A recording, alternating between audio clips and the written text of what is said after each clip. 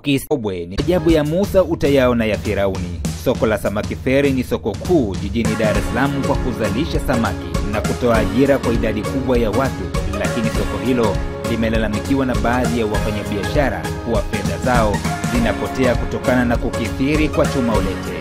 Msham Nasoro na Ali Kobwe ni miongoni mwa wafanyabiashara katika soko hilo, wanaelezea hali hiyo. Chuma ulete ipo sababu unaweza ukajikuta umechukua mzigo labda wa Laki1, unauza wote unaisha, nakuta faida huioni au msingi haurudi hata kama uwe makini vipi. Kwa hiyo hata chuma ulete mimi ninaamini, kwa sababu kama kule kwetu kuna watu wanaitwa cheje. Kule kwenu wapi?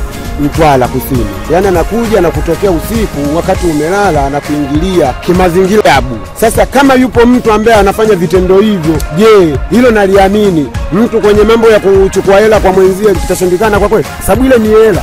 Na anapokuchukulia hela kimazingira ya ajabu, ina maana yeye anafaidika, anaitumia ile hela. Umeelewa? Kwa mimi naamini kuhusu swala la chuma ulete, mimi naamini kwamba wapo. Ali Kobwe anasema pamoja na jitihada wanazofanya kuongeza mitaji ya biashara zao, wamekuwa wakijikuta kila wakati fedha zinapotea bila ya wao kujua, jambo ambalo limekuwa likiwarudisha nyuma kimaendeleo mara kwa mara. Hata hivyo, Kobwe anaeleza kuwa uchukuaji wa fedha kwa njia ya chuma ulete ulikuwa ukifanywa na wazee, lakini kwa sasa inafanywa hata na vijana sokoni hapo. Na kwa sasa hivi huwa sio watu wazima. Sasa hivi anaweza kumpa mtoto mdogo, bwana nenda kale kacholi pale. Na mtoto akija kula kacholi, akikupa jelo ukimrudishia chenchi, ashachukua buku, ashachukua 2000.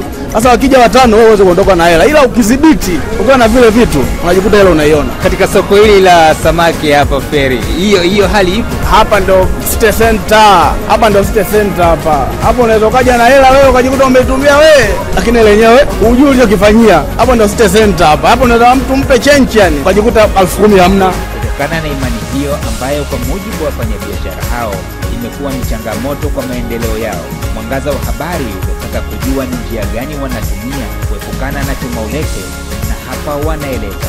Na sio mmoja au wawili, nishakatalia sana, na of course binafsi mwenyewe nawaambia kwamba hela yenu msije kuniomba change sitaki, kwa sababu najua mazingira yao yako hivyo na wanaamini hivyo. Wauzaji wengi sala la hoi, kwa sababu kuogopa chuma ulete wanakuwa na pimkaa, mwingine anakuwa na ndimu, mwingine anakuwa na chumvi, mwingine anakuwa na sindano pale alipo. Kwa mimi nikishaweka ndimu pale au nikishaweka mkaa, ile chuma ulete akija pale, na maana kuna vitu ambavyo yeye mwenyewe anaviona katika nafsi yake mwenyewe kule, na maana hawezi kuningopoa kwa wakati huo. Wale wanaokuja kuchukua zile hela, wale nao ni wataalamu, sababu wale ni wachawi. So unapoenda kwa mtaalamu naye anamzidi mwenzie, anakupa kinga, ukija unaiweka pale, yule anaweza akaja pale aidha akasimama hapo akaganda pale, au akitaka kuchukua kuna ishara ambayo anaona anajua mtu sio mtu mdogo, huyo anaondoka.